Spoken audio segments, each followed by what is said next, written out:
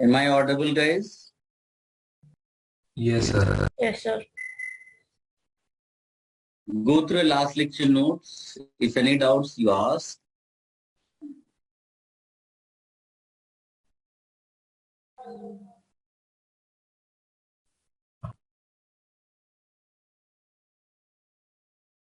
What was the last part, beta?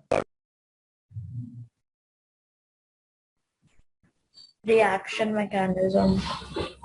And you gave just an introduction for it. Next part पे आते हैं। तो लिखिएगा जो somehow है ना, वही हमको पूरी जीओसी में पढ़ना है। तो उसको हम लोग बोलते हैं factors responsible for centers of different electron densities। Writing आप मैनेज कर लेना थोड़ी बहुत, नोट्स आपको बेस्ट मिलेंगे। गाइस, फैक्टर्स रिस्पॉन्सिबल का मतलब क्या है? जैसे आप सड़क पे जा रहे थे, रोड पे जा रहे थे, कोई और भी रोड पे जा रहा था, तो तुम्हें गुस्सा आया उस पर, तो हम लोग यहाँ क्या लिख रहे हैं? गुस्सा क्यों आया? तो what are the factors responsible? उसने ऐसा तुम्हारे साथ क्या कर दिया कि तुम्हें बड़ा गुस्सा आ गया, तो तुमने जाकर उसको थप्पड़ मार दिया। तो जो फाइट है, वो इंटरैक्शन हुआ क्यों? So we are going to study that, right. और हमको पूरे उसमें जीओसी में लगभग 4 फैक्टर्स पढ़ने होते हैं, एक दो इधर उधर के थोड़े बहुत और पढ़ने होंगे। मेनली जो स्टडी करना है वो है इंडक्टिव इफेक्ट। तो मैंने अभी तक जो भी आपको पढ़ाया ना, that was just introduction. There are many teachers जो सीधे यहीं से शुरू करते हैं, ठीक है ना, वो लेकिन थोड़ा रट्टा वाला हो जाता है, रटना है हो गया।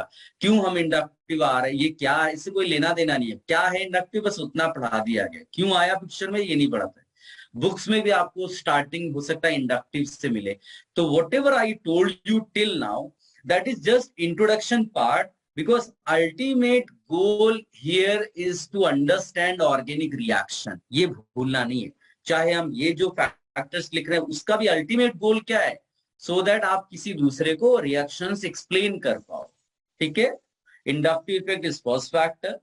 फिर आप दूसरा इसमें लिखिएगा मेसोमेरिक इफेक्ट, जिसको हम रेजोनेंस इफेक्ट भी बोलते हैं। तो मैंने आपको बोला था ना, केमिकल बॉन्डिंग में आपने कुछ भी पढ़ाओ, कोई फर्क नहीं पड़ता। Here we will study all, every part of resonance, जो उसमें है सब कुछ पढ़ेंगे। उसको हम लोग मेसोमेरिक इफेक्ट भी बुलाते हैं।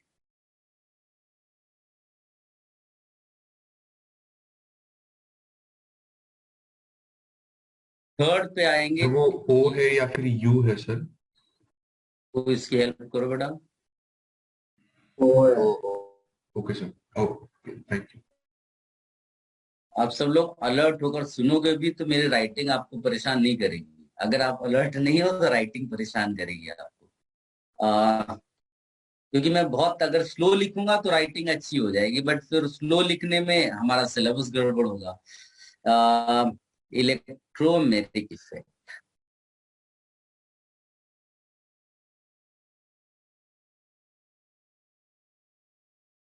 ये आप कॉपी कर लो बेटा, एंड हम लोग स्टार्ट करते हैं इंडक्टिव से। So थर्ड वाला वापस बोल सकते हो क्या? Hyper conjugation, CONJUGATION।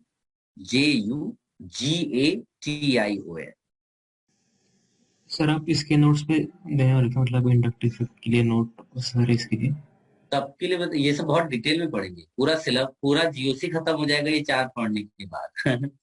यस ठीक है। देखो, जेई एडवांस में ऐसा क्वेश्चन तो नहीं आने वाला कि what is inductive effect, what is mesomeric effect, लेकिन हम ये भी पढ़ेंगे। क्वेश्चन आते हैं एप्लीकेशंस, ठीक है। तो उनके एप्लीकेशंस जैसे जैसे डेफिनेशंस फिनिश होंगी, 2-4 बेसिक कॉन्सेप्ट्स क्वेश्चंस करेंगे, फिर अपना लेवल इंक्रीज करेंगे और एप्लीकेशंस जो हैं वो सारे आ जाएंगे। Should I start with inductive बेटा? Have you all copied this 4? Yes sir. चलो स्टार्ट करते हैं इंडक्टिव। एंड अलर्ट मोड पे आप सब सुनिएगा बेटा, नहीं तो क्या होता है, थियरी बहुत सारी आने वाली है और आप कंफ्यूज होने लगोगे, और कंफ्यूजन में फिर आप परेशान होगे तो गिव अप कर देते हो। मैं पहले भी बोल चुका हूं, मेरा केवल एक ही ऑब्जेक्टिव है, आप में से एक भी बच्चा गिव अप नहीं करना चाहिए। कम समझ में आए ओके, धीरे धीरे सब आने लगेगा, क्योंकि जब ज्यादा थियरी आएगी तो आप परेशान होगे, ठीक है। और उसका कोई मैजिक नहीं है बेटा कि मैं कुछ ऐसा आपको हल्का फुल्का और करा दूं जिससे चीजें हो जाए, वो नहीं करना पड़ेगा ही, आप ये मानकर चलिए, ठीक है। हाँ, we will try to understand each and every concept, we will try या वी विल अवॉइड कि कुछ रटना पड़े आप। लेकिन अगर आप में से कुछ बच्चे परेशान हो जाते हैं कि नहीं हमसे ये नहीं हो रहा है, तो मैं फिर वो उस बच्चे के लिए एक्सप्लेनेशन पार्ट हटा देता हूँ, क्योंकि एक्सप्लेनेशन उसके लिए एक्स्ट्रा हो जाता है।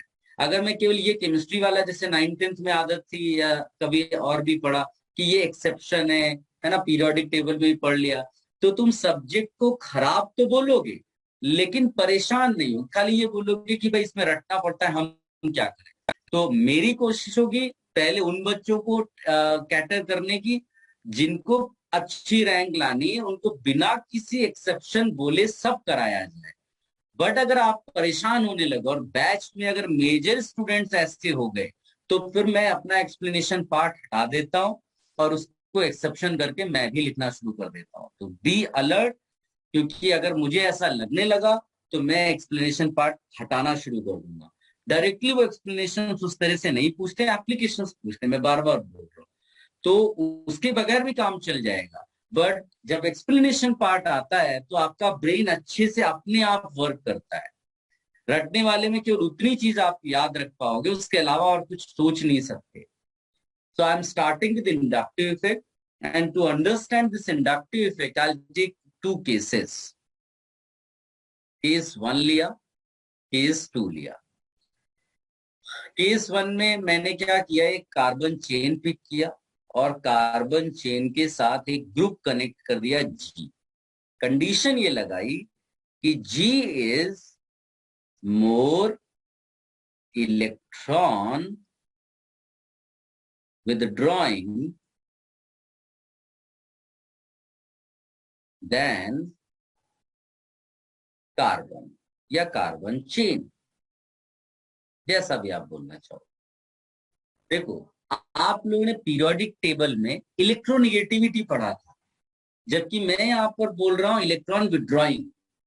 तो दोनों एक ही जैसे हैं, लेकिन ये ग्रुप के लिए बात कर रहे हैं, जबकि इलेक्ट्रोनिगेटिविटी किसके लिए लिमिटेड होती है बेटा, एटम्स के, एलिमेंट्स के लिए। तो हम लोग यहाँ पर एटम भी लेंगे, एलिमेंट, आप यहाँ ग्रुप भी लो, ग्रुप मतलब ग्रुप ऑफ एटम्स। तो ये इलेक्ट्रोनिगेटिविटी वर्ड नहीं बोलेंगे यहाँ पर, हम लोग यहाँ टर्म यूज करेंगे इलेक्ट्रॉन विड्रॉइंग या फिर इलेक्ट्रॉन रिलीजिंग। तो जैसे केस 2 क्या हो जाएगा, उसमें जो ग्रुप लिखेंगे उसके बारे में क्या लिखेंगे हम लोग, मोर लेस इलेक्ट्रॉन विड्रॉइंग या फिर मोर इलेक्ट्रॉन रिलीजिंग, डोनेटिंग। क्या समझ पाया? हाँ सर। ये आप लिख सकते हो। अब इससे हुआ क्या, if G is more electron withdrawing than carbon, तो ये जो सिग्मा इलेक्ट्रॉन से ये किधर मूव कर जाएंगे बेटा, टुवर्ड्स जी, राइट। जी के ऊपर डेल्टा माइनस आया, सी के ऊपर डेल्टा प्लस आया।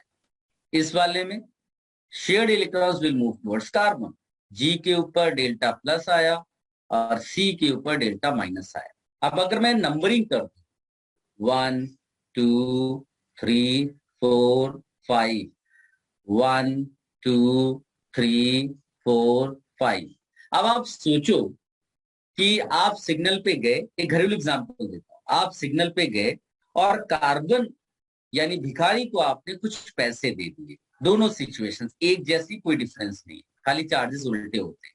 आपने पैसे दे दिए, मान लीजिए कि आपने 100 रुपीज दे दिए, आपके पास बहुत ज्यादा कैपेबिलिटी है, लेकिन क्या आप अपनी पूरी जायदाद उसको दे देंगे? नहीं, पॉकेट में आपके पास 100 रुपीज थे, आपने उसको दे दिया, राइट। इसके पास 100 रुपीज आ गए और तुमने उसको बोला कि ऐसा करो कि तुम बाकी भिखारियों में भी पैसे बांट देना थोड़े थोड़े।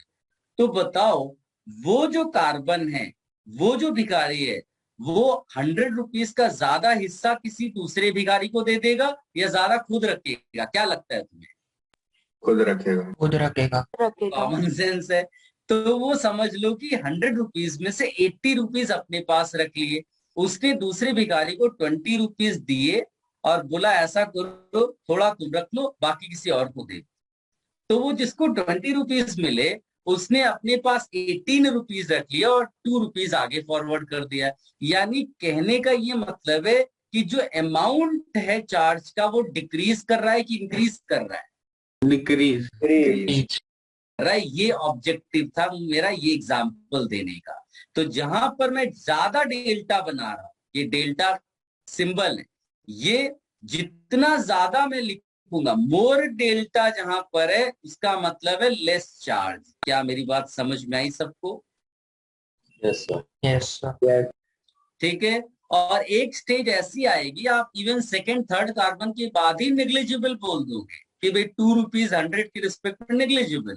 वैसे यहां पर कार्बन 1 है, ये यहां पर इलेक्ट्रॉन्स टूवर्ड्स ऐसे मूव कर रहे हैं, टूवर्ड्स अटैच्ड ग्रुप। लेकिन जब ये वाला केस लोगे तो वही इलेक्ट्रॉन्स इस तरफ मूव करेंगे। मेरे ख्याल से किसी को कोई डिफिकल्टी नहीं होनी चाहिए।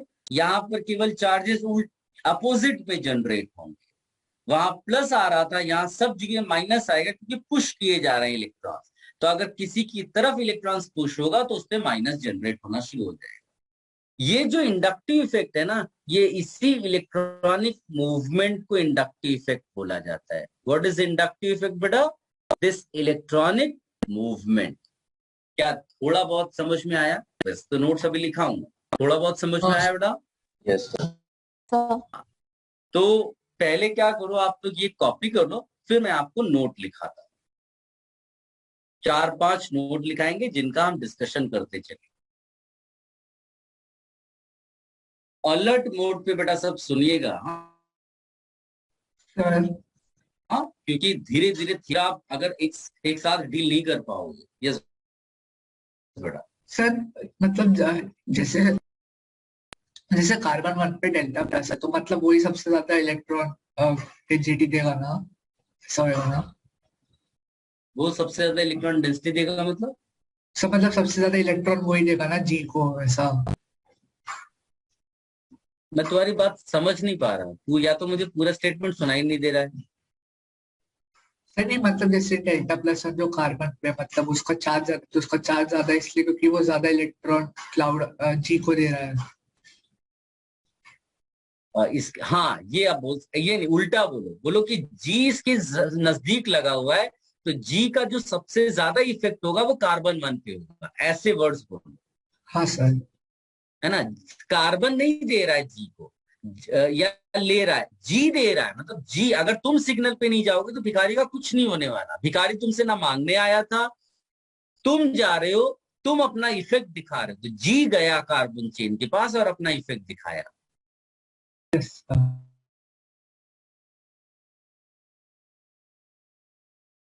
Let me know if you have copied.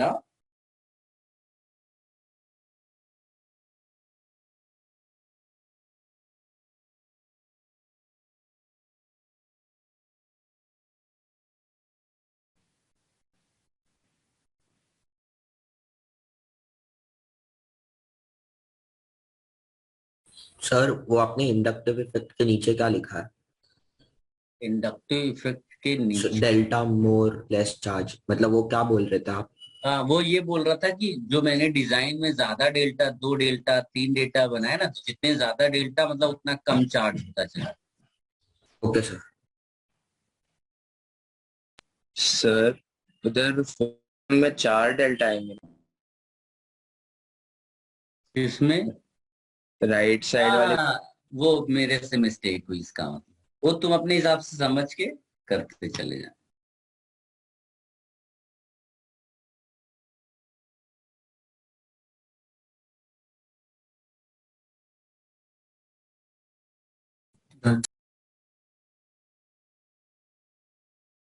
हो गया गाइस? लिखिएगा पहला note, electron displacement along the carbon chain. Electron displacement बोलते हैं, इलेक्ट्रॉनिक डिस्प्लेसमेंट, कुछ भी बोल सकते हो। Electron displacement along the carbon chain, electron displacement along the carbon chain, in the bracket you write sigma electrons. थोड़ा स्पीड भी अपनी रखिएगा बेटा। हाँ, बहुत सारी चीज हम जब डिस्कस करेंगे तो हमारे पास टाइम भी होना चाहिए। Sir sigma. Sigma electrons. Okay sir. हाँ, क्योंकि जब मेसोमेरिक इफेक्ट पढ़ेंगे ना तो उसमें पाई इलेक्ट्रॉन्स पढ़ेंगे, जबकि इंडक्टिव में हम कौन से इलेक्ट्रॉन्स की बातें करते हैं? Sigma electron. कोवेलेंट बॉन्ड में आपके दो ही टाइप के इलेक्ट्रॉन्स होंगे, तो उनकी शिफ्टिंग दो तरीके से हो सकती है। तो हम एक इंडक्टिव पढ़ रहे हैं और एक हम लोग बाद में पढ़ेंगे मेसोमेरिक। तो इसमें लिखिएगा electron displacement along the carbon chain in the bracket you right sigma electrons bracket closed is called inductive effect, is called inductive effect. और उसको ब्रैकेट पे लिख देना आई इफेक्ट। क्या बोलते हैं बेटा? I effect. नेक्स्ट पॉइंट जो right,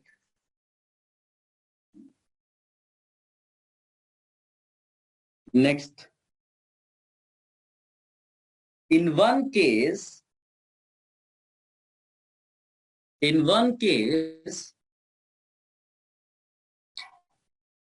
the electronic displacement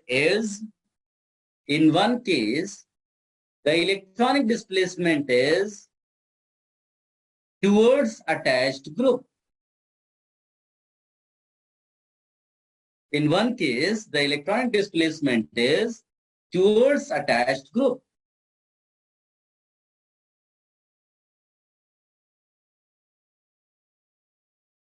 This way electron density of carbon chain decreases. This way electron density of carbon chain decreases.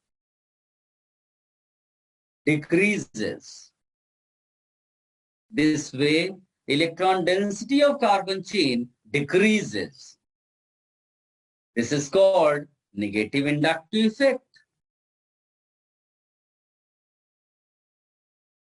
Negative inductive effect, जिसको हम लोग माइनस आई इफेक्ट भी लिखते हैं। Minus I effect.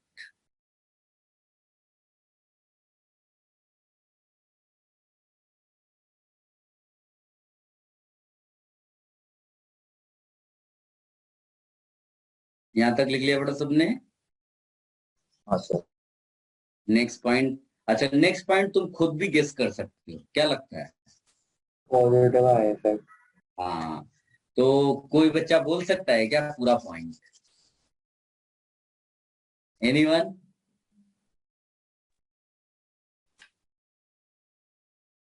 थोड़ा सा guts दिखाओ बेटा। In Yes. one case, the electronic displacement is away from the attached group. This way, electron density of carbon chain increases. This is called positive inductive effect. Fantastic. सारे बच्चे वही लिख लें जो ये मैडम ने बोला है। वेरी गुड बेटा। और ब्रैकेट में लिख देना प्लस आई। फैंटास्टिक, लिख लो। और फिर अगर कोई नहीं लिख पाए तो बताओ, तो कोई एक बच्चा लिखने के बाद फिर बोलेगा। जितना आपकी तरफ से आएगा ना, उतना आप समझ लो आपका सिलेक्शन होने के ज्यादा चांसेस होंगे।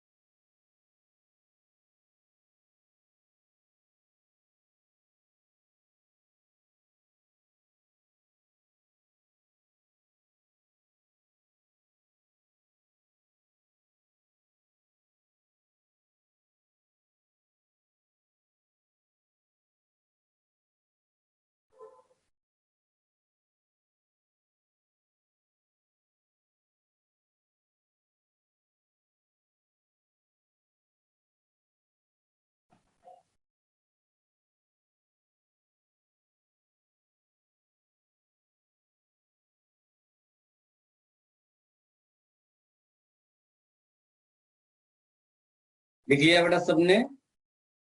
Yes sir. कोई ऐसा है जिसको चाहिए ये नोट? चलो, नो है ना, आगे बढ़ते हैं, लिखिएगा this is a permanent effect, inductive effect is a permanent effect, inductive effect is a permanent effect, permanent effect, या कई बार इसको लिखते हैं permanent polarization, permanent polarization. Permanent का केवल इतना मतलब है ये किसी इन्फ्लुएंस से नहीं होता, यानी अगर कहीं पर लेट अस से CH3Cl लिखा हुआ है तो उनका इंटरनल कैरेक्टर है कि ये पोलर है, यहाँ माइनस है और यहाँ प्लस है, ये उनका इंटरनल कैरेक्टर है, ये किसी के इन्फ्लुएंस से ये पोलर नहीं हुए, ये हमेशा पोलर रहते ही है। ठीक है, ये आप लिख लो कि it is inductive effect is permanent effect, permanent polarization. कोई कंफ्यूजन है बेटा किसी को? No sir. कंटिन्यूएशन में लिख देना, but here electrons do not leave their valence shell, electrons do not leave their valence shell, electrons do not leave their valence shell. कहने का ये मतलब है कि बॉन्ड तोड़ते नहीं हो आप, बॉन्ड टूटता नहीं, टूटेगा तभी तो फुल ट्रांसफर होगा, टूटेगा नहीं, केवल हल्का शिफ्टिंग होता है जैसा हम इलेक्ट्रोनेगेटिविटीज में करते आए हैं।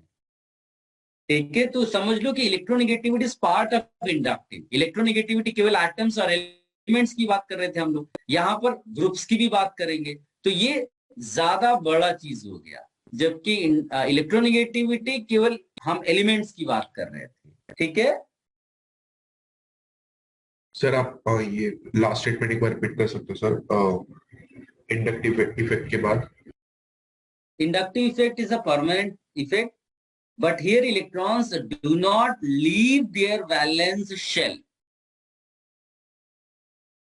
Thank you. ठीक है, चलो नेक्स्ट पॉइंट लिखिएगा बेटा।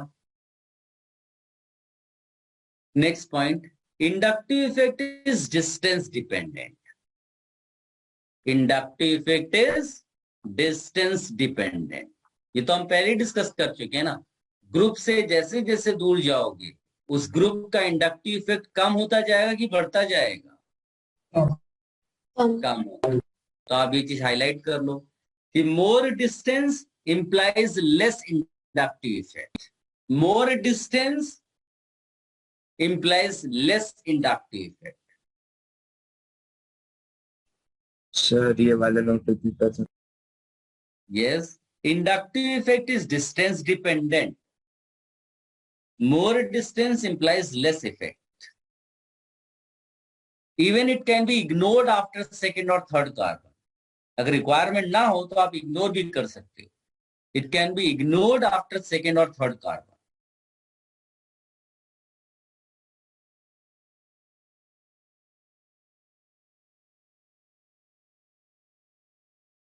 ठीक है,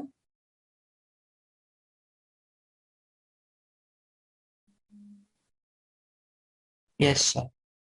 चलो अब सबसे इंपॉर्टेंट चीज आ गई कि भाई हमें कैसे पता चलेगा कि कौन सा ग्रुप क्या है, तो वो उसका आंसर है एक्सपेरिमेंट। एक एक्सपेरिमेंटल ऑर्डर है जो मैं आपको लिखा रहा हूं, उसको अच्छे से लिख कर रखिएगा। ऑल्दो वो मतलब अगर हम ऑफिशियली सोचें तो हमको ये ग्रुप के ऑर्डर याद होने चाहिए, लेकिन I will try to give you some tricks जिससे थोड़ा बहुत आपको याद कम करना पड़े।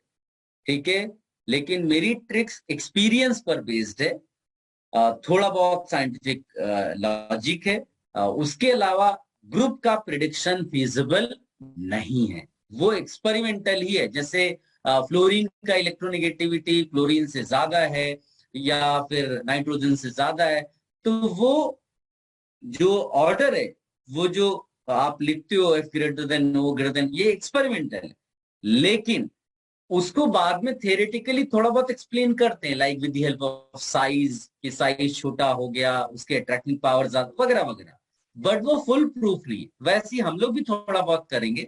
ठीक है, और वो इलेक्ट्रोनेगेटिविटी से भी कम ही हमारे पास वो है।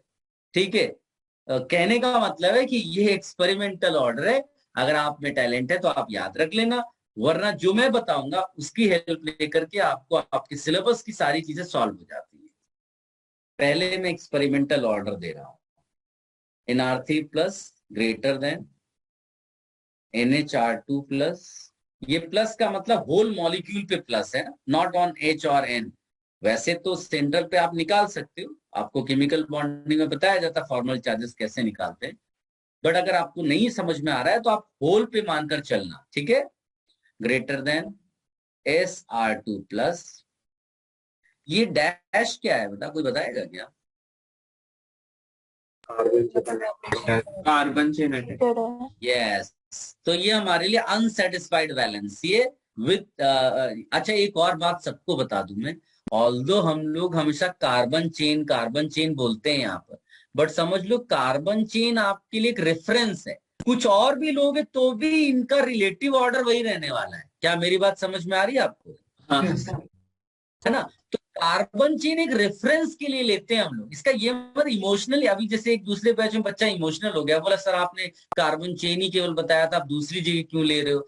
तो ऑर्डर नहीं चेंज होने वाला, इनकी पावर थोड़ी ना बदल जाएगी। अगर मुकेश अंबानी तुमसे ज्यादा अमीर है तो वो अंधेरी सिग्नल पे जाके पैसे दो या किसी और सिग्नल पे, तुम्हारा ऑर्डर नहीं बदलने वाला है। वो केवल मैं बता रहा हूँ, तो एक रेफरेंस के लिए हमने ले लिया कार्बन चेन, बट ऑर्डर वैसे ही रहने वाला है। किसी ने बोला sir minus I means what, तो अभी तो लिखा है माइनस आई का मतलब हो गया कि जो इलेक्ट्रॉन विड्रॉइंग है, ऐसा करके लिख लो। EWG मतलब electron withdrawing group via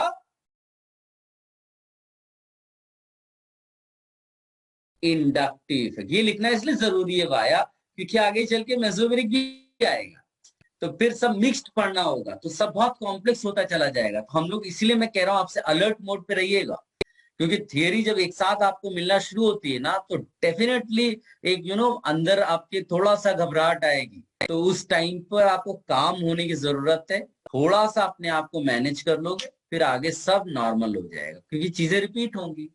NH3 plus, इसके बाद आप लिखिएगा SO2R।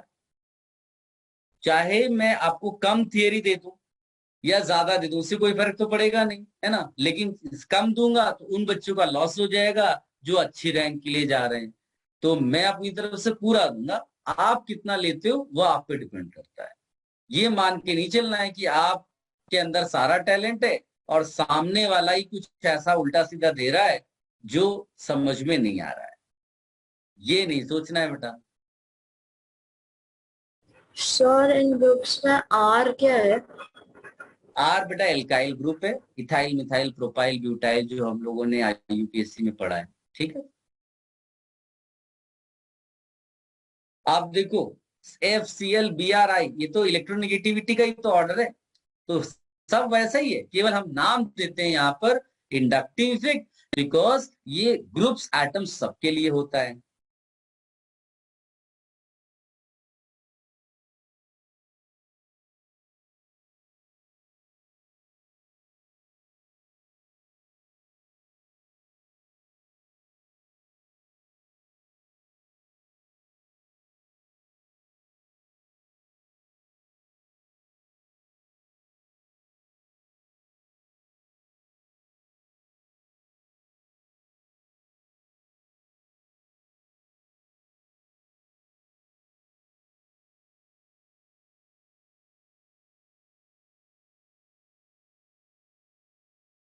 कॉपी कर लो बेटा, लेट मी नो अगर हो जाए। सर EWG क्या है?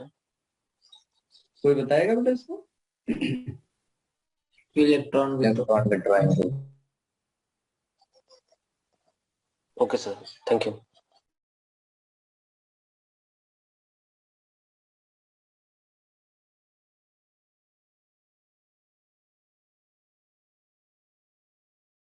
Done sir.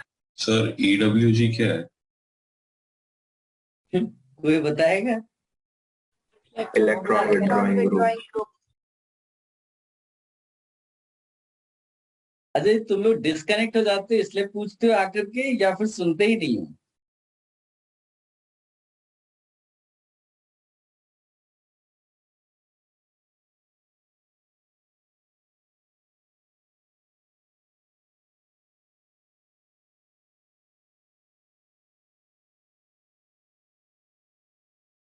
शुभम बहुत मेहनत करता है बेटा। कौन है शुभम बेटा? कहाँ है? आदि है? सर। वेरी गुड बेटा, आप बहुत अच्छे से आप स्क्रीनशॉट लेकर आप डाल देते हो।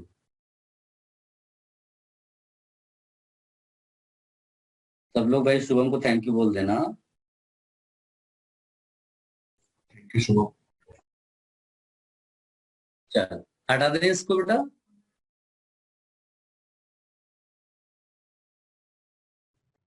Yes, sir. Yes, sir.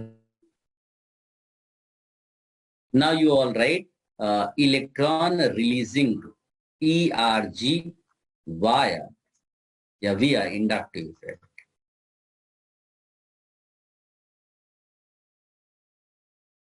इसको हम लोग प्लस आई इफेक्ट भी बोलेंगे, ठीक है।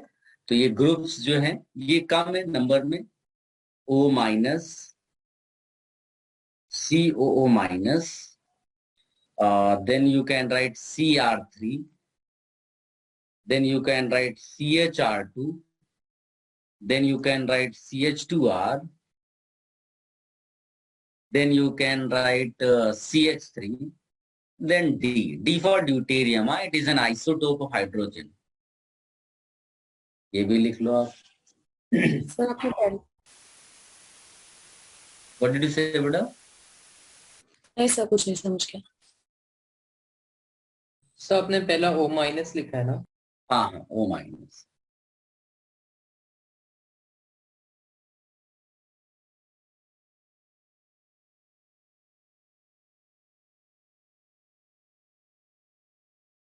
सर ये आपने फोर्थ वाला क्या लिखा है? फोर्थ वाला CHR2 बता। 2 R groups are connected with carbon and 1 hydrogen. Okay sir. Sir sir जो ERG उसमें सर R रिलीजिंग के लिए है ना, मतलब कंफर्म। हाँ, इलेक्ट्रॉन रिलीजिंग हो।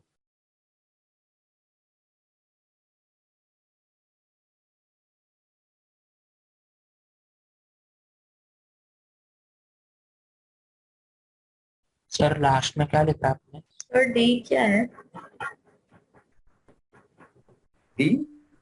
Deuterium isotope of hydrogen. आप एक दूसरे की भी हेल्प कर सकते हो बेटा। somebody is asking you are replying, तो फिर वो एक ट्रेंड बन जाएगा, फिर ये सब एक दूसरे की हेल्प करेंगे। हेल्पिंग नेचर जब होगा तो सबका सिलेक्शन होगा।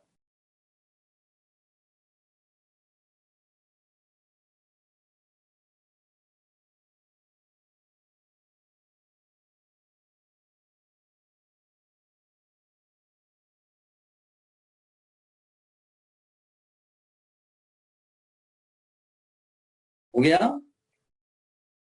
Yes sir. Yes sir. Guys एक तो ये है कि आप ये ऑर्डर रट सकते हो, है ना, बट कुछ बच्चे जैसे मेरी तरह हैं जिनको चीजें याद कम रहती हैं, तो फिर ये जो ट्रिक्स मैंने इस तरह से कुछ बना रखी वो आपके साथ शेयर करता हूँ। आप इसमें ऐड भी कर सकते हो अपना, कुछ आपको लॉजिक लगता है तो मुझसे एक बार शेयर कर लेना, और अगर मैं उसको अप्रूव करता हूँ तो उसको आप लिख भी सकते हैं, ठीक है। आप इसमें लिखिएगा, ऐसे सब हेडिंग करके डाल सकते हो, how to predict nature of inductive effect and comparison.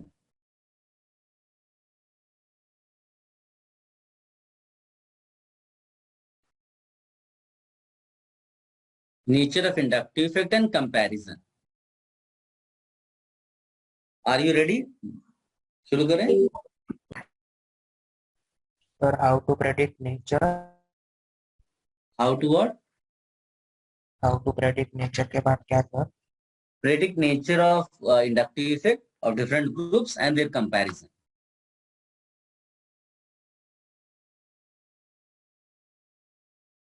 शुरू करें? Yes sir. देखो कई बच्चों को जिनको याद रखने में कोई प्रॉब्लम नहीं है, उनको जरूरत नहीं है सब करने की, वो रट लें उसको, मुझे कोई प्रॉब्लम नहीं है। जिनको याद रखने में दिक्कत होती है वो जरूर इस चीज को करें।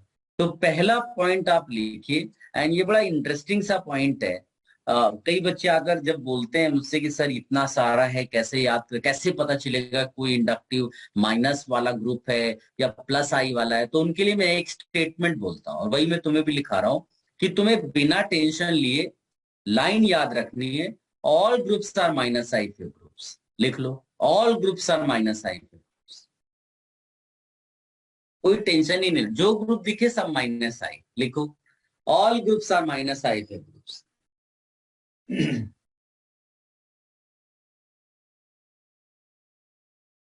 लिख लिया सबने? Yes sir. अब हल्का सा उसके किनारे लिख देना, except group having negative charge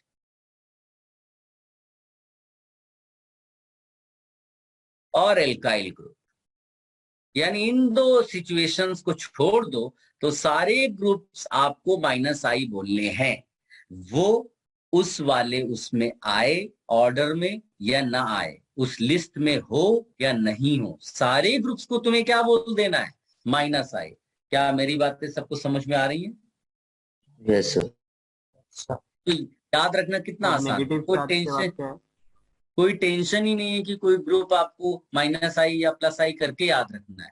जैसे मैं अचानक से तुमसे पूछ लूं CN, तो पहले तुम क्वेश्चन रेज करो अपने आप से कि क्या ये ग्रुप के ऊपर माइनस चार्ज है, तुमने बोला नो, क्या ये एल्काइल ग्रुप है, नो, तो ये कौन सा ग्रुप हो गया, माइनस माइनस आई, माइनस आई। फिर अचानक से मैंने तुमको पूछ लिया NHCOCH3, ऐसा तूफानी बड़ा सा ग्रुप, कोई टेंशन नहीं, क्या ये एल्काइल ग्रुप है, नहीं, क्या इस ग्रुप के ऊपर माइनस चार्ज है, नहीं, इसका मतलब ग्रुप कौन सा है, माइनस आई। क्या सबको बातें समझ में आ रही है? Yes sir. तो ये उस रट्टाफिकेशन वाला जो स्टूडेंट है उससे भी बेटर तुम सिचुएशन में होगे चीजें डील करने में, you will be more confident कि मेरे को तुम एक्सपेरिमेंटल डेटा तो लिमिटेड होगा ना, एक्सपेरिमेंट कितना कोई डेटा देगा तुमको, उस डेटा के बियॉन्ड भी तुम जाकर चीजें डील कर सकते हो। ठीक है, ये हो गया। कोई कुछ कह रहा था बीच में बेटा? उसको क्लियर हो गया जो पूछ रहा था?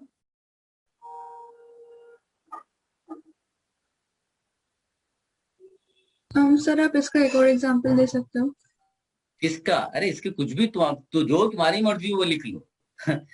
इसका ये ले लो, OCO C2H5, ये क्या एल्काइल ग्रुप है, नहीं, क्या इस ग्रुप के ऊपर माइनस चार्ज है, नहीं, माइनस है, इसमें क्या टेंशन है? हाँ बोलो। तो अगर एल्काइल ग्रुप अटैच है तो भी मतलब हम लोग उसको इसमें नेगेटिव वाले में कंसीडर करेंगे ना, जैसे इस वाले में ये एक्स्ट्रा, ये नहीं, एल्काइल मतलब एल्काइल होना चाहिए, उसके अलावा कुछ नहीं। एल्काइल का मतलब होता है ये CnH2n-1। हाँ सर। ये एल्काइल, इसको एल्काइल कहते हैं, इसके अलावा कुछ भी हो सकता है। ठीक है, ये कहीं कनेक्टेड है साथ में, उससे मतलब थोड़ी ना है, पूरा ग्रुप की बात होती है। ठीक है बेटा? हाँ सर। चलो, तो मेरे ख्याल से ये पॉइंट सबको क्लियर है, याद भी हो पाएगा, ये आसान ज्यादा है। अब आते हैं पॉइंट नंबर 2 पे। चलो पॉइंट, अच्छा ये सब कोई ऑफिशियल नहीं है बेटा, ये कहीं ऑफिशियली कुछ नहीं है, ये तुम्हारे माइंड में रहना चाहिए। दुनिया वालों को ऐसा लगना चाहिए तुम्हें सब याद है, लेकिन तुम इंटरनली अपने आप ये सब सोच के करते हो। नंबर टू में लिखना, अच्छा ये सब पॉइंट जो है वो मैं ग्रुप के हिसाब से ही निकाल के बता रहा हूँ, ये कोई मैजिकल चीजें नहीं है। पॉइंट नंबर 2, माइनस आई क्या रिप्रेजेंट करता है, नेगेटिव इंडक्टिव से? हाँ बेटा, अब ये those cases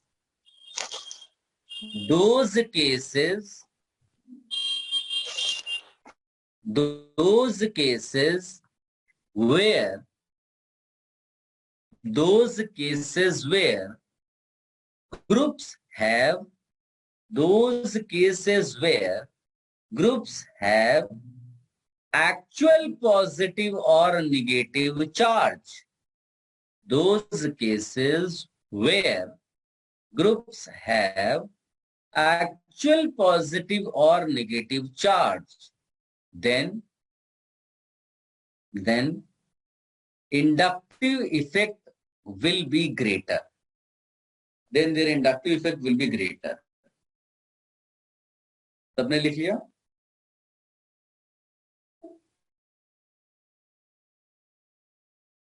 Yes.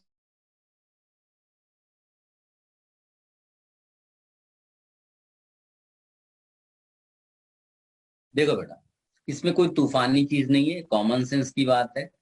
मान लीजिए कि दो ग्रुप दिए हैं, तो अपने को तो मालूम ही है कि ये दोनों ग्रुप -I वाले होंगे। क्यों? नॉट बिकॉज कि मेरे पास ऑर्डर लिखा हुआ है, मुझे इस बात की नॉलेज है कि एल्काइल ग्रुप के अलावा और वो ग्रुप जिसके ऊपर नेगेटिव चार्ज होता है उसके अलावा सब -I वाले, तो दोनों -I वाले।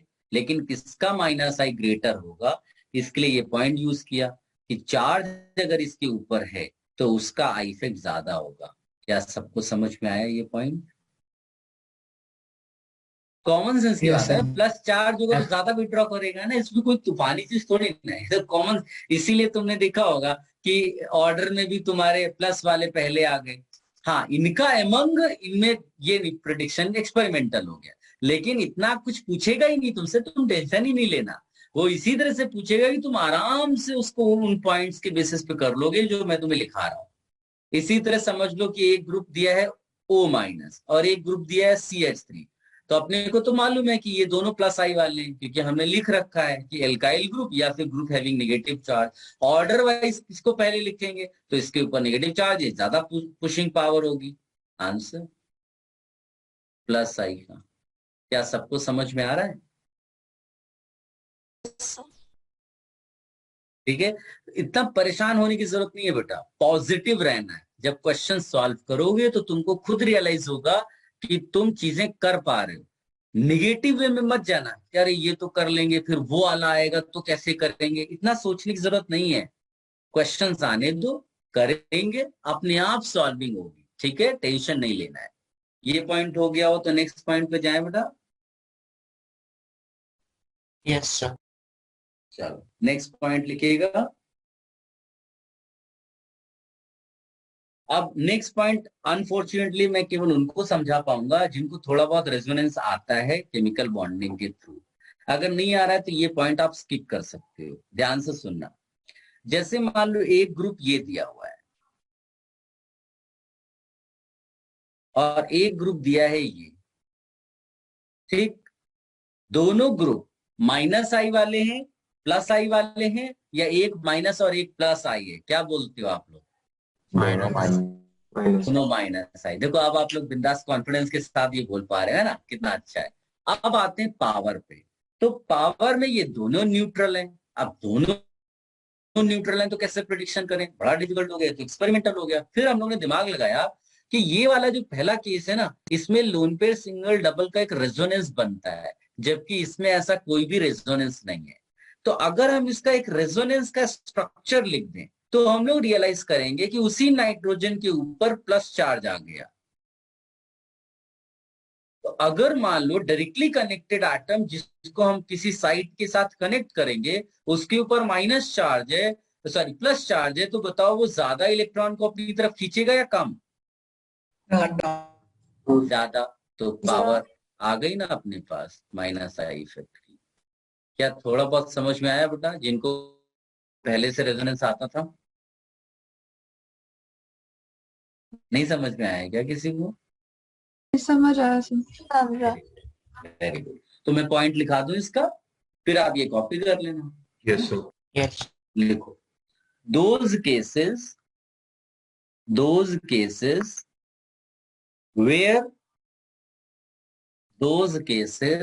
where the atom of the group which is directly connected, which is directly attached to carbon chain,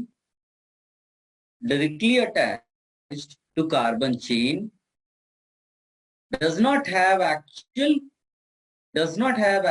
charge,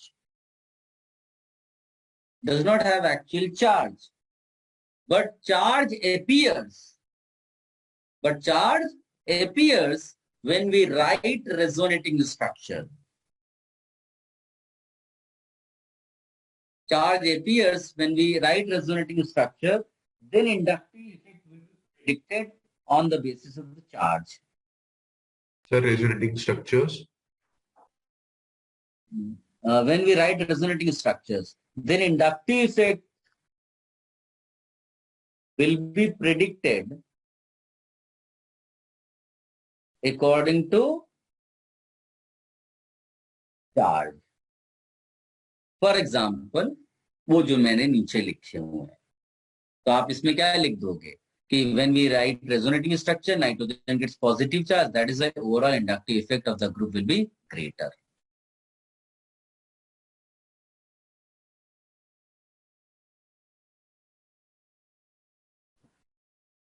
sir will be predicted के बाद क्या बेटा? will be predicted के बाद Will be predicted according to charge. What kind of charge it gets.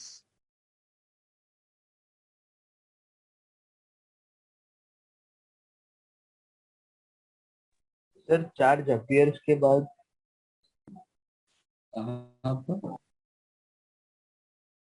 Charge appears when we write resonating structures. Example copy कर लिया बेटा सबने? 1 minute.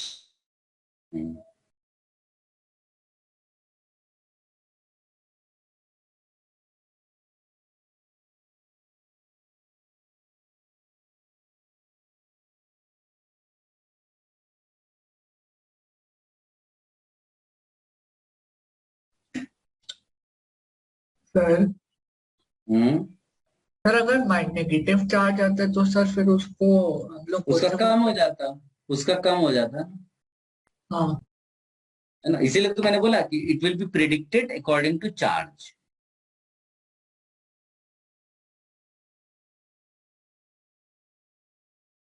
हो गया, हटा दे बेटा इसको. आप अपने हिसाब से कुछ और भी ऐड कर सकते हो थियरी. हाँ, लिख के तुम्हें लगा कि यहाँ मैं और कुछ लिख दूं, है ना, तो वो भी लिखो. ऐसा नहीं कि जितना मैंने लिखा बस उतना कॉपी कर रहे हो. आपके अपने नोट्स होने चाहिए और वो बेस्ट होने चाहिए, तभी आपका बेस्ट पॉसिबल रैंक आएगा. Should I remove this page? Yes, sir.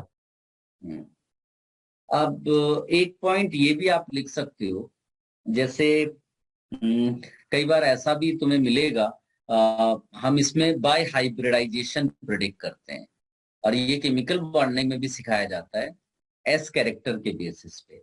जैसे कि ये दिया हुआ है और ये दिया हुआ है ना, तो दोनों कार्बन कार्बन ही है पहला एटम, तो एक्चुअली में तो एक जैसी इनकी पावर होनी चाहिए, है ना, और ये दोनों माइनस आई शो करते हैं क्योंकि ये दोनों एल्काइल नहीं है. ये एल्काइनिल है, ये एल्कीनिल है, एल्काइल नहीं है, तो दोनों माइनस आई वाले. इसका हाइब्रिडाइजेशन क्या है? sp. इसका क्या है बेटा? sp2. तो हम लोग क्या लिखते हैं? More S character implies what? More electronegativity, है ना. और अगर मोर इलेक्ट्रोनेगेटिव होगा तो इसका मतलब मोर विड्रॉइंग पावर, है ना. मोर विड्रॉइंग पावर का मतलब मोर माइनस आई, खत्म. यानी कि इसका ग्रेटर हो जाएगा. क्लियर है बेटा सबको? Yes, sir. इसको लिख लेना आप सब. सर एक बार वापस शॉर्ट में समझा सकते हैं प्लीज? कोई समझाएगा बेटा जिसको समझ में आया हो?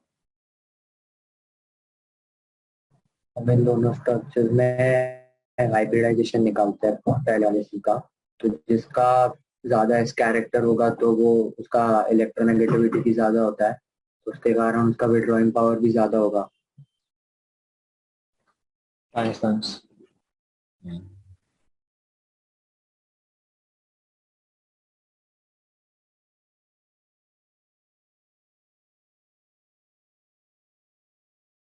एक बात का ध्यान देना बेटा, कई बच्चे क्या है, ये सीखने के बाद कहीं कचरा कर देते हैं. ये दोनों एटम सेम होने चाहिए. ये नहीं कि इधर तुम नाइट्रोजन लिख रहे हो, इधर कार्बन लिख रहे हो और ये सब कॉन्सेप्ट लगा दिए तो गड़बड़ हो जाएगा. दोनों एटम सेम होने चाहिए जिसका हाइब्रिडेशन आ रहा है. ठीक है, अब आगे इसमें लिखिएगा, एक पॉइंट बड़ा हेल्प करेगा आपको. कि एमंग एल्काइल ग्रुप्स, ऐसा करके लिखेगा, एमंग एल्काइल ग्रुप्स मोर लेंथ इंप्लाइज मोर प्लस आई। देखो एल्काइल है तो प्लस आई शो करेगा ही करेगा, लेकिन मान लीजिए कि एक आपने ले लिया लेटेस्ट से इथाइल और एक ले लिया आपने प्रोपाइल, तो किसका प्लस आई ज्यादा लोगे बेटा? प्रोपाइल का। एक ये पॉइंट हो गया, ठीक है, इसको लिख लो।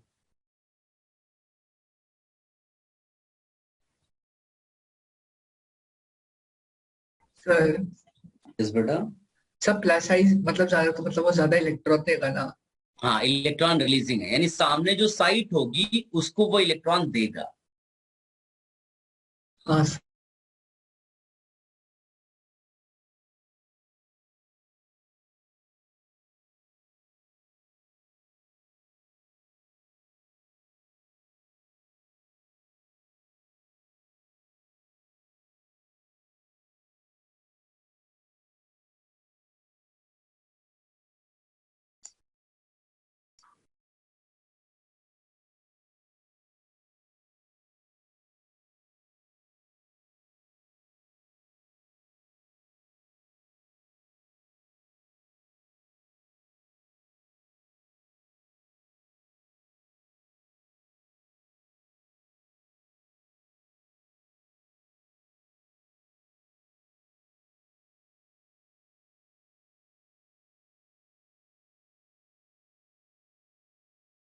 Done.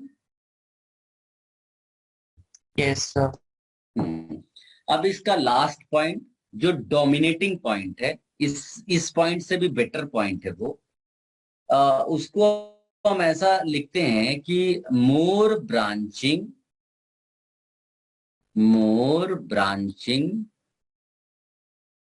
In alkyl group, more branching in alkyl group near to site. Site का मतलब क्या होता है? On which effect is measured. जैसे कि मैंने बोला था रेफरेंस के लिए हम एक दूसरी कार्बन चेन लेते हैं जिसपे इफेक्ट देखते हैं, उसको मैंने यहाँ क्या नाम दे दिया? साइट। किसी को कोई प्रॉब्लम तो नहीं है? More branching in alkyl group near to site implies more plus I. ठीक, अब इसका एक घरेलू एग्जांपल तुमको समझाने के लिए ध्यान से देखना बेटा। जैसे मान लीजिए कि तुम ये हो, तुम अपने 3 दोस्तों के साथ किसी की पिटाई करने के लिए जा रहे हो। तुमने सामने वाले को इसको पीटना है, तुम ये हो, तुमने अपने तीनों दोस्तों को बोला कि मेरे पीछे न रहना, मुझे पुश करना और मैं उसको पिटाई कर दूंगा। फिर दूसरी सिचुएशन यही, तुमने अपने दोस्तों को बोला देख ऐसे करते हैं, सारे लोग एक साथ रहते हैं और एक साथ मिलके उसको पीटेंगे। बताइए किस केस में रिजल्ट ज्यादा अच्छा आएगा? एक साथ। साथ। तो बस इंडक्टिव इफेक्ट का वही ऑर्डर है। वो कह रहा है कि जितना क्लोज जाकर ब्रांचिंग होगी, एल्काइल ग्रुप में ब्रांच तो तुमने किया, लेकिन जितना मेन साइट के क्लोज जाकर रहेंगे उतना इंडक्टिव इफेक्ट का पुशिंग पावर यहां पर बढ़ गया। ये दूर से पुश कर रहे थे। आई होप आप मेरी बात समझ पा रहे होंगे। Yes sir. इसको भी कॉपी कर लो।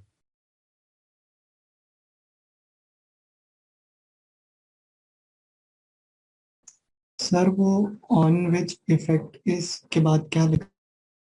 On which effect is measured. Okay sir.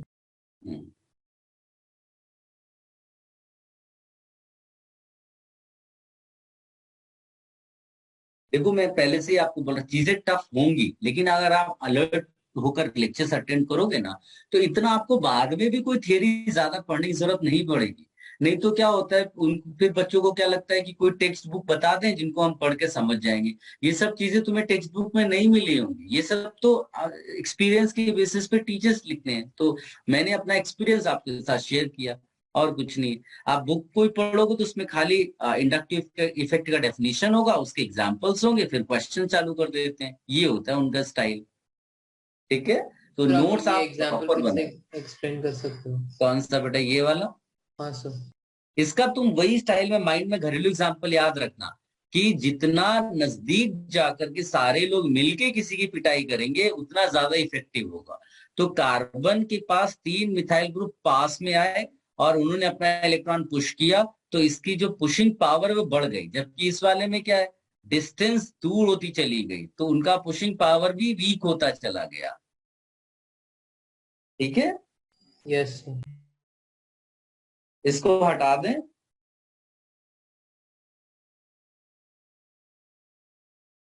मैं क्वेश्चंस दूं बेटा एक दो, जस्ट टू चेक कि आपको कितना आया। Yes sir. चलो, इससे आपको ये भी रियलाइज हो जाएगा कि आपको जरूरी नहीं उन जो मैंने लिस्ट दी उसमें से ही आपको आए। अगर ये वाला एक्सपीरियंस वाला पार्ट आपको आता है तो आप वो अच्छे से डील कर पाओगे। तो इसमें आप लिखेगा राइट माइनस, अच्छा जो क्वेश्चन दिया उसके बेसिस पे ही करना, अपना बदल मत देना। Right minus I effect order और following.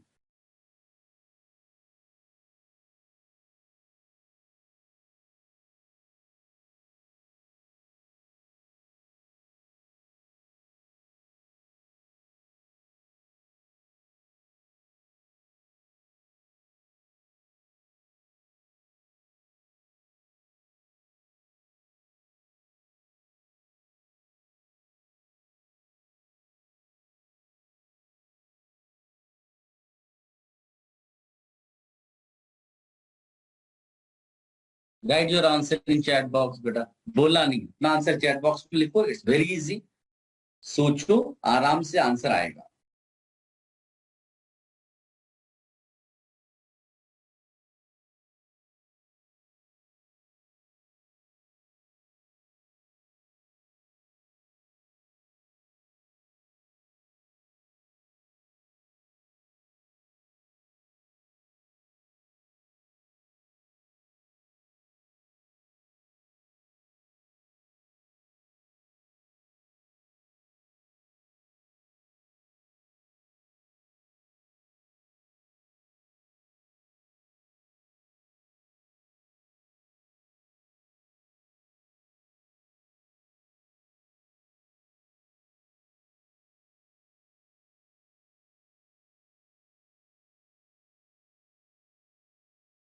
Very good Viraj, Chinmay very good, Rachit very good, Shreyansh very good, Vedant very good, Srinivas very good,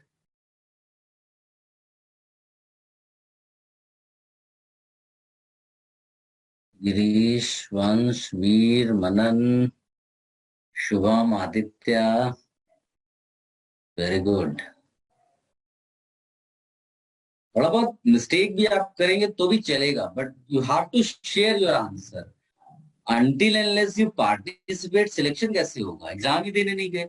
स्वरा, दिशा वेरी गुड। कुछ नाम छूट गए बेटा, मैं नहीं ले पाया। Romit, Saket, Samira very good.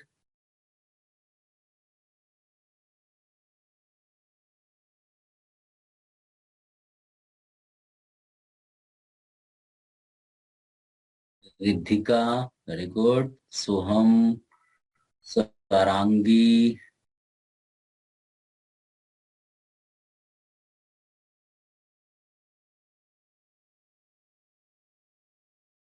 Very good. सबको बोल रहा हूँ, इसका ये मतलब नहीं कि सबके आंसर सही है। हाँ, अभिषेक,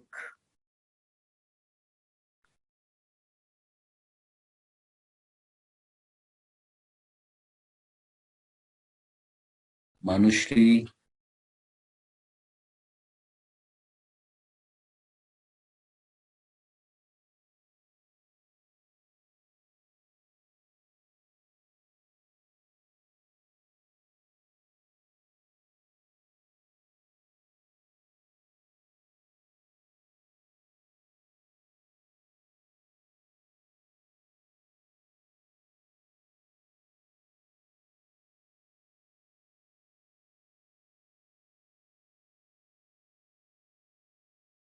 वीर, सबने अटेम्प्ट कर लिया बेटा, डिस्कस करें अभी।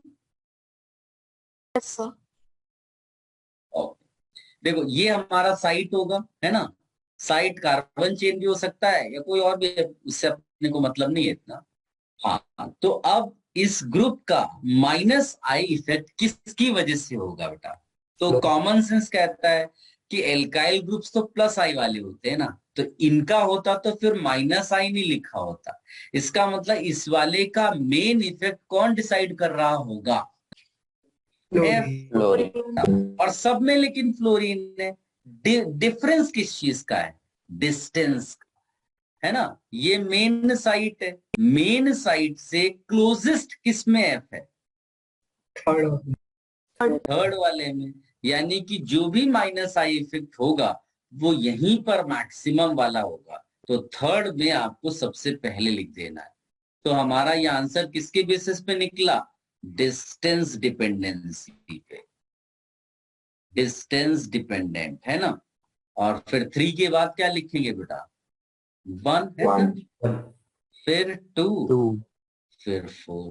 किसी बच्चे को कोई डाउट है बेटा? एनीवन? नहीं सर। इसको कॉपी करना हो तो कर लो, फिर हम नेक्स्ट क्वेश्चन पे करते हैं इसी तरह।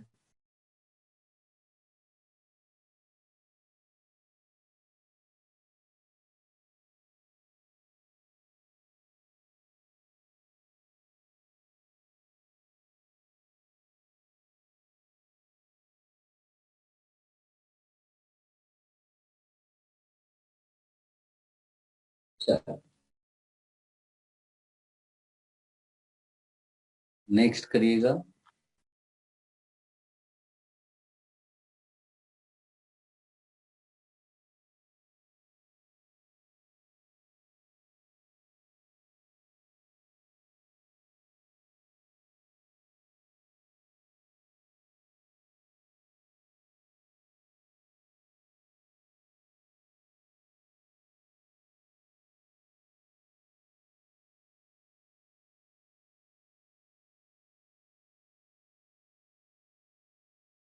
आपको कंफ्यूजन ना हो इसलिए मैं जो अनसेटिस्फाइड बैलेंस उसको हाईलाइट कर रहा हूं। बाकी चीज क्या है वो आप डिसाइड करो। Online structure, is it clear? Right answer, chat box.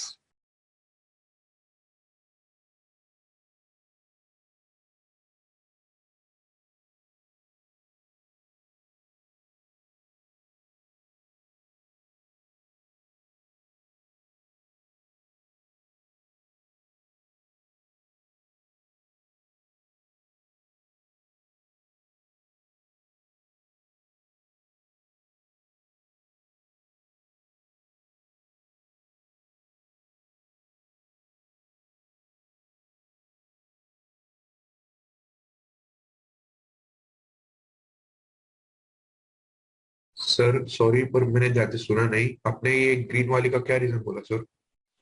Green बेटा वो अनसेटिस्फाइड बैलेंस ही है। ओके, हाँ, गुड। बाकी क्या है वो आप डिसाइड करें बॉन्ड लाइन स्ट्रक्चर पे। Yes sir.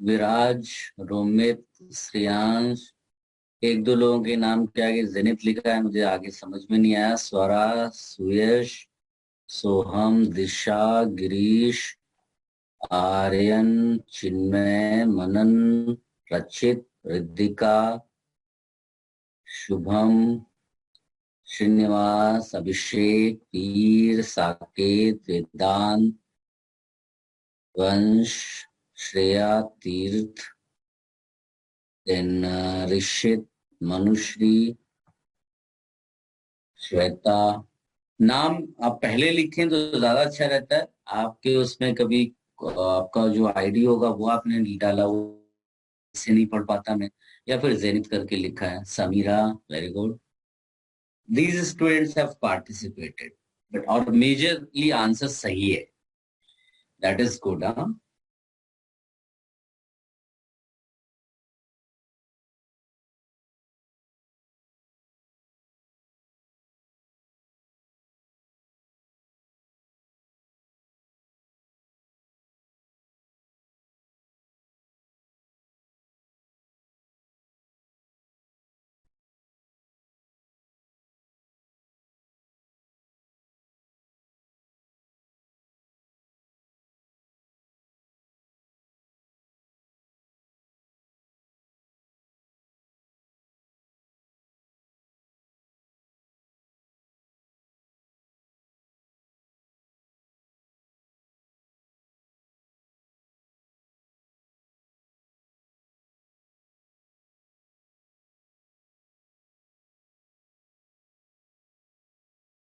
डन बेटा, डिस्कस कर लें।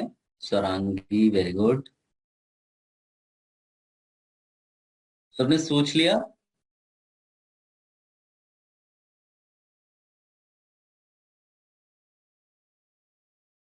चल डिस्कशन कर लेते हैं। ओके, अब इन सब में एक्चुअली ये मिथाइल ग्रुप है। अगर आप ये क्रैक नहीं कर पाएंगे तो कैसे आगे बढ़ेंगे? तो अगर आप देखोगे तो कॉमन पार्ट सब में ये साइक्लोहेक्सेन वाला रिंग है। डिफरेंस किस चीज का है? यहाँ मिथाइल है, यहाँ भी मिथाइल है, यहाँ मिथाइल है, यहाँ there is no methyl. Methyl extra होना मतलब extra plus I. Am I correct? Yes sir. हाँ सर। सो इसका मतलब वन तो लास्ट हो जाएगा प्लस आई के रिस्पेक्ट में, अगर हम बात कर रहे हैं वन लास्ट हो गया। अब 2, 3 और 4 में किस चीज का डिफरेंस है? डिस्टेंस, है ना? CH3 जितना क्लोज होगा मेन साइड के उतना इफेक्ट ज्यादा होगा, तो it will be 2 greater than 3 greater than 4। Most of the students have written this answer. Copy कर लो बेटा, कोई डाउट हो किसी को तो प्लीज आस्क।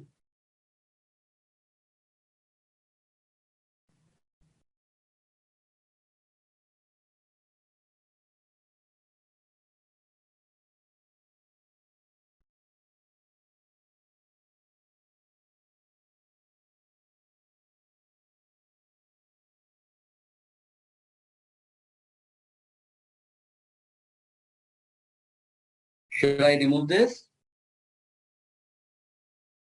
एक और क्वेश्चन देता हूं, फिर आप एप्लीकेशन का डिस्कशन करेंगे हम लोग। तो इसमें लिखिएगा light plus I effect order.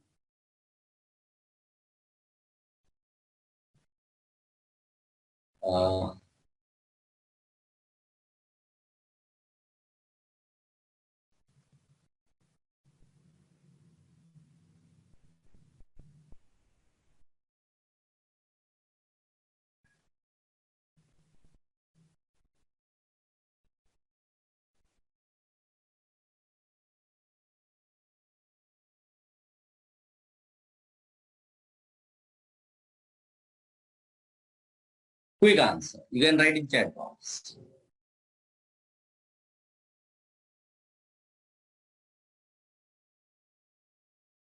Seconds में आंसर आते हैं। Soham, very good. Vyaj, very good. Vansh, very good. Srinivas, very good. Sehar, very good. Rachit, Suyash, स्वरा, मनन, मनुश्री, गिरीश, समीरा, रोमित, चिन्मय, कृष। बहुत तेजी से नाम निकल रहा है, मेरे पढ़ भी नहीं पा रहा हूँ। तपन, आप इसका मतलब बहुत अच्छे से आंसर दे पा रहे हैं। Although these questions are easy, but level ऐसे ही तो बढ़ेगा ना। अगर आप यहाँ आंसर नहीं कर पाएंगे तो फिर आगे कैसे जाएंगे? दिशा, मानव, ऋषित, श्रेया, रिद्धिका, आर्यन, साक्षी, स्वरांगी, साकेत, मृणाल, श्वेता, सबके नाम नहीं ले पाया मैं, जो मुझे दिखे। बीच में छूट गए कुछ नाम। चलो डिस्कशन कर लेते हैं इनका भी। गाइस बड़ा सिंपल है। All are alkyl groups, all will show plus I effect group, all will show plus I effect. Now if you see second, third and fourth, you will find branching, but in first no branching, so आपका first का last हो जाएगा plus I effect. इन सब में near to main site, in which case you have maximum branching, fourth। फिर 3 और 2 में 3 closest है, तो 3 ग्रेटर देन 2। बिल्कुल आसान सा था। ज्यादातर क्या मुझे लगता है सबने ही लगभग सही आंसर दिया है, नहीं एक आध ने गड़बड़ किया है। कॉपी कर लो बेटा। If you have any confusion you ask, if you are making mistake please ask.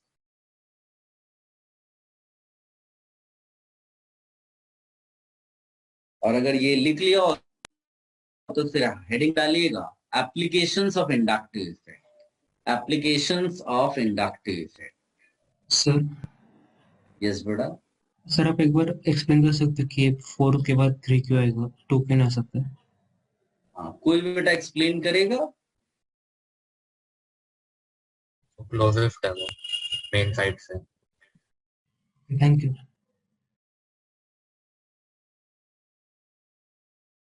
चलो इसको हटा दें। Yes sir. Now you right, जो अभी जेई में जिसके क्वेश्चंस तुम्हें मिलेंगे एडवांस में, specially applications of inductive effect.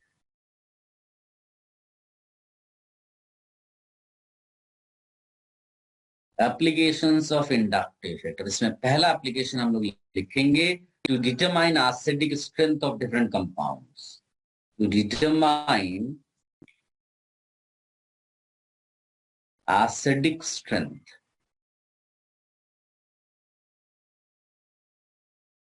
of different compounds.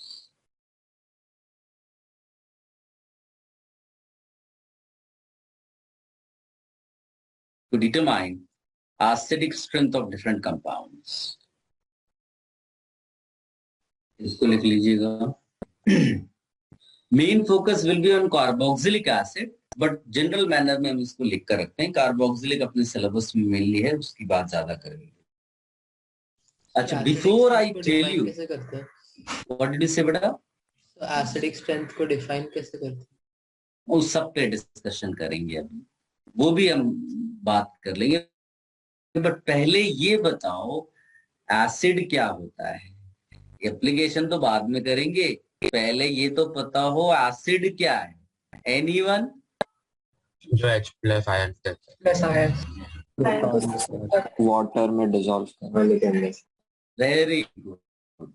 Believe me, ज्यादातर बैचेस में जब मैं ये पूछता हूं ना व्हाट इज एसिड, तो आपकी जैसे ही आंसर सब देते हैं।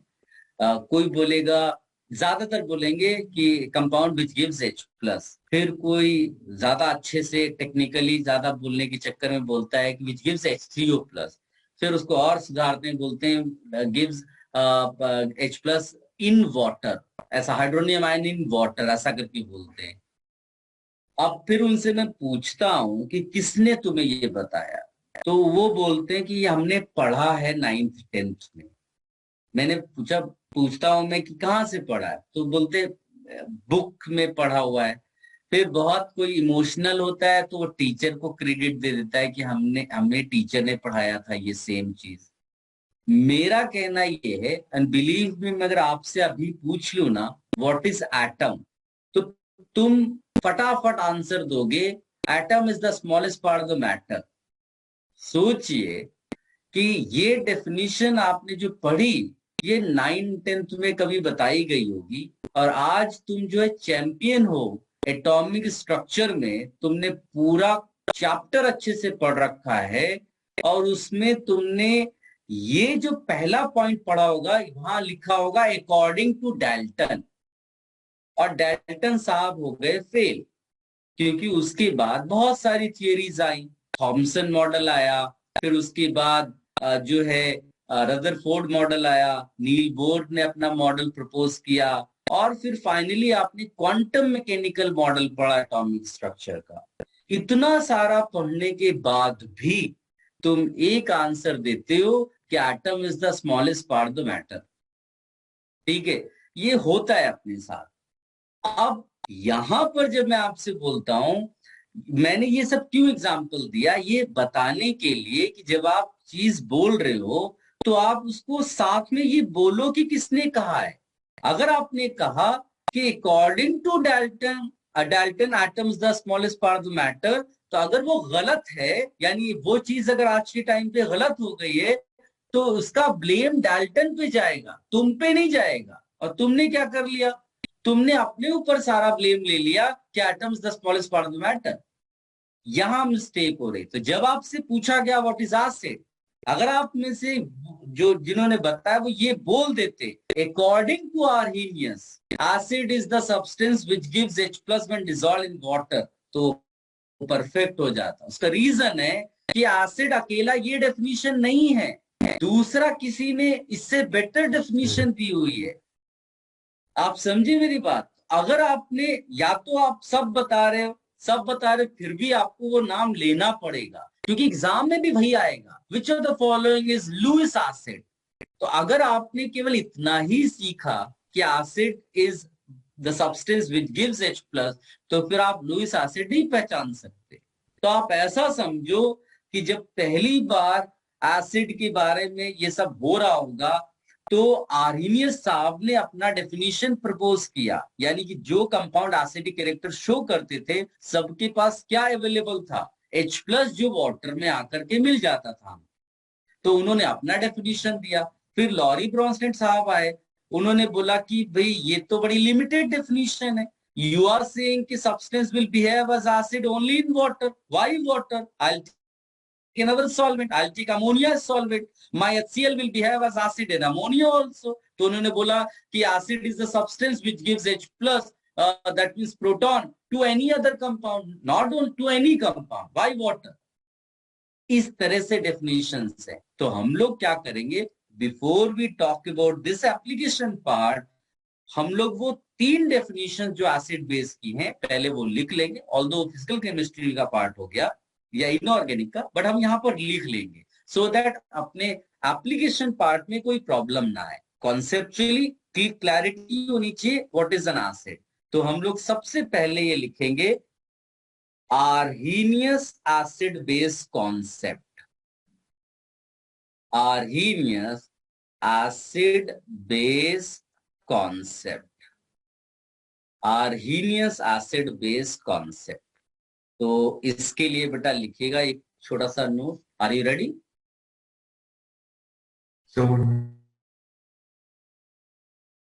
पहले लेकिन वो एप्लीकेशन कॉपी जरूर कर लेना एवरीवन, ये पार्ट कॉपी जरूर कर लेना, फिर उसके अंडर ही सब कुछ चलेगा।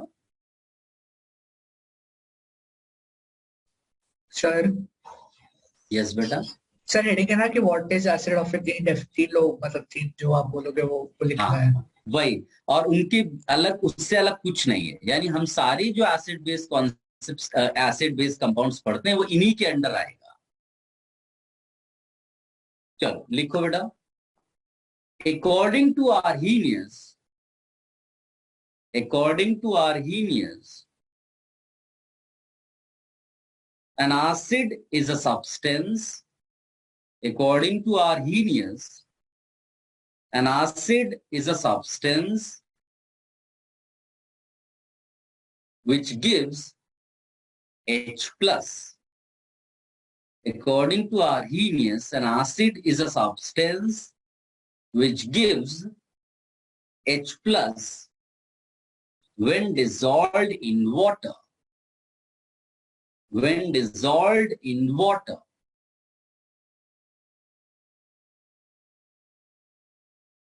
And a base is a substance, base is a substance substance which gives OH minus when dissolved in water. कोई भी एग्जाम्पल आप पिक कर सकते हो, लाइक HCl लिया, वाटर में डाला, तो आर्हीनियस ने जो बोला वो यहां पर दिखाई देता है। H2O को उसने H प्लस दे दिया, H3O प्लस लिख सकते हैं, या फिर अपनी कन्वीनियंस के लिए हम इसको H प्लस लिख देते हैं, प्लस Cl माइनस। इसी तरह से आपने NaOH लिया, पानी में डाला, तो ऑब्वियसली आपको OH माइनस समझ में आ रहा होगा। OH minus that will be surrounded by water, plus Na plus that will be surrounded by water. तो ये आर्हीनियस की नजर में एसिड है, ये आर्हीनियस की नजर में बेस। ठीक है,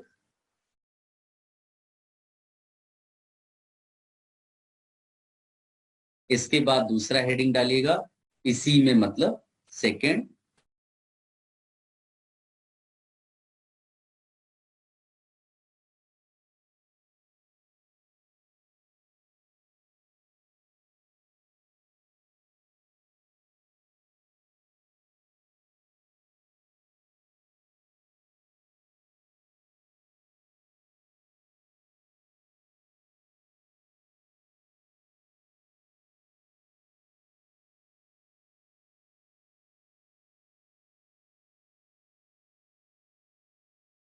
लिखिएगा Lowry Bronsted acid base concept.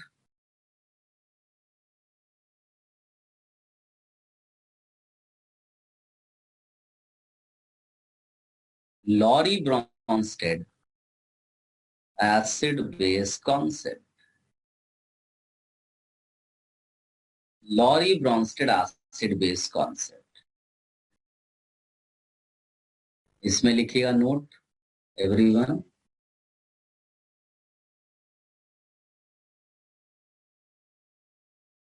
an acid is a substance.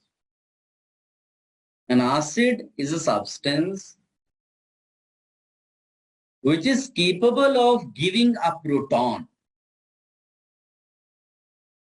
An acid is a substance which is capable of giving a proton. For your kind information, यहां पर प्रोटॉन का मतलब H प्लस होता है। H प्लस को हम लोग proton बोलते हैं। ठीक है, proton to any other substance, and base is a substance,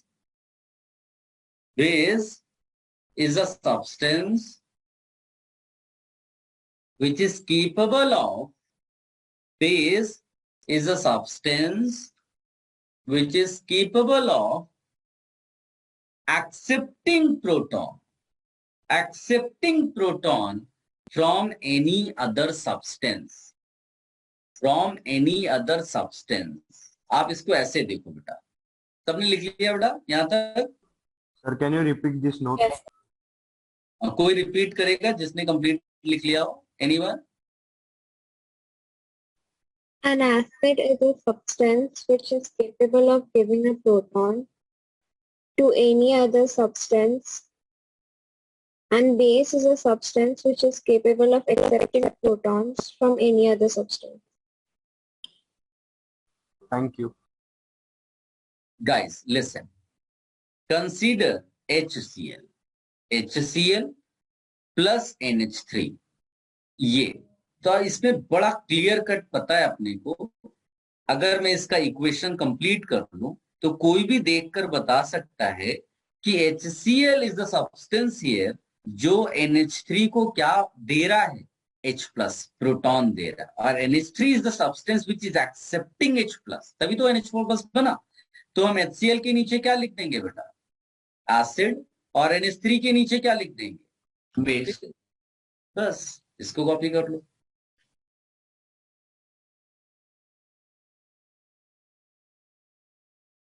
sir तो actual definition of acid and base क्या बोलेंगे, मतलब जनरली? ऐसा नहीं है, वही तो आपको समझाना चाहते हैं कि जो 3 डेफिनेशंस हैं, यानी कि जो कैरेक्टरिस्टिक्स एसिड की है वो वो 3 डेफिनेशंस के अंडर जो भी कंपाउंड्स आएंगे उन सबको एसिड बोलेंगे। मतलब चाइना में भी ह्यूमन रहते हैं, इंडिया में भी ह्यूमन रहते हैं, बांग्लादेश में भी ह्यूमन रहते हैं। तो अगर आपने सारी कंट्रीज कवर कर ली मतलब आपने ह्यूमन को कवर कर लिया। It's like that. मेरी बात समझ में रही है? ऐसा नहीं है कि लुइस गलत है या लॉरी ब्रॉन्स्टेड गलत है या लुइस सही, ऐसा नहीं है। तीनों सही है बट वो सबको कवर नहीं कर रहे थे। ऐसे कोई यूनिवर्सल डेफिनेशन नहीं जो सबको कवर करे। तो उसका इंतजार, लेट्स सी। आप में से कोई आगे चल करके ऐसा कोई साइंटिस्ट बनेगा जो प्रपोज करेगा। ये साइंस फ्लेक्सिबिलिटी रखती है, तो लेट्स सी। ठीक है,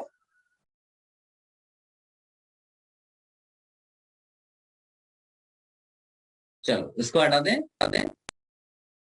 Yes, sir. Now you write the last one, Lewis acid base. Lewis acid base बड़ा, ये जानते हैं, बड़ा इंटरेस्टिंग कॉन्सेप्ट है ये। आप इसको ऐसे सोचो, बड़ा मैजिकल वे में है कि इट्स लाइक जैसे मान लीजिए कि एक H+ है ना। H+ is a kind of भिखारी। H के पास 1 इलेक्ट्रॉन था, वो भी किसी ने लूट लिया, अब ये भिखारी बन गया। H+ को 2 इलेक्ट्रॉन चाहिए, उसकी नजर किस पे पड़ी? NH3 पे, राइट। NH3 पे दोनों ने एक दूसरे को देखा और फिर ये आपस में जुड़ गए। किसी को कोई प्रॉब्लम है? नहीं।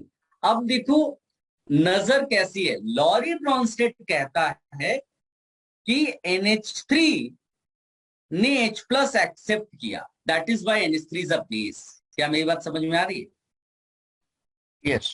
Yes sir. लेकिन लुइस बोल रहे हैं ये गलत बात है। इट्स लाइक कि तुम सिग्नल पे जाते हो, रादर देन सेइंग दिस। मेरी आवाज कुछ हाँ सर, बीच बीच में अटक रही थी सर, बीच में चली गई थी सर। आप पहले से आपने कहां तक सुना बेटा? Louis acid. 3 तक। चलो मैं दोबारा बोल देता हूं। मैं ये कहना चाहता हूं केवल कि NH3 ने H+ एक्सेप्ट किया, वो सही है। लेकिन लुइस कह रहा है कि rather than saying NH3 is accepting H+, say NH3 is giving its electron pair to H+। मतलब तुम भिखारी को पैसे दे रहे हो, ये क्रेडिट तुम्हें मिलना चाहिए। मेरी बात समझ में आ रही है? हाँ। तो काम वही हो रहा है, लेकिन दोनों लोगों ने अलग अलग स्टाइल से बोला। एक ने बोला NH3 H+ एक्सेप्ट कर रहा है और एक ने बोला NH3 अपना लोन पेयर दे रहा है। तो लुइस साहब कहते हैं कि एसिड बेस कॉन्सेप्ट इस इलेक्ट्रॉन पेयर के बेसिस पे डिफाइन होना चाहिए। उनका भी अपना लॉजिक सही हो जाता है। तो हम लोग पहले इसका डेफिनेशन लिख लेते हैं, फिर इसका एग्जाम्पल की बात करते हैं। लिखो बेटा, acid is a substance, acid is a substance which is capable of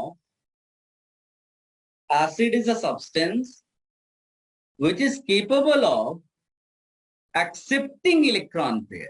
Acid is a substance which is capable of accepting electron pair from any other substance. Acid is a substance which is capable of accepting electron pair from any other substance. और इसका best example है बेटा BH3। Why? एक electron pair accept करने के लिए उसके पास एक एम्प्टी ऑर्बिटल होना चाहिए। We all know orbital can accommodate maximum 2 electrons. तो अगर 2 इलेक्ट्रॉन कोई दे रहा है सामने से, तो इसके पास क्या होना जरूरी है? Empty orbital, otherwise it will not accept electron pair. And we all know BH3 में boron, if you write electronic configuration, you will get to know कि बोरॉन के पास एम्प्टी ऑर्बिटल है। तो BH3 हमारे लिए क्या हो गया? Lewis acid. Please note, BH3 is not giving H+. BH3 is accepting electron pair. So it is not Lorry Bronsted acid, it is Lewis acid. थोड़ा बहुत समझ में आ रहा है क्या? Yes, sir. और इसका उल्टा क्या है? इसका उल्टा है the one which gives electron pair, तो वो कंटिन्यू करके लिखो। Base is a substance, base is a substance which is capable of, base is a substance which is capable of donating electron pair. Base is a substance which is capable of donating electron pair to any other substance, to any other substance. तो अगर donate करना है तो उसके पास electron pair होना चाहिए, तो NH3 is the best example. तो ये हमारे लिए यूज हो गया, ये हमारे लुइस एसिड हो गया। कॉपी कर लो एग्जांपल बेटा,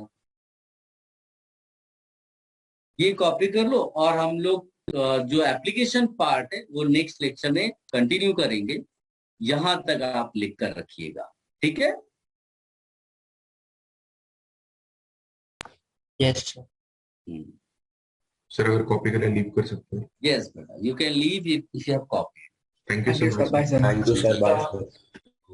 सर बाय सर।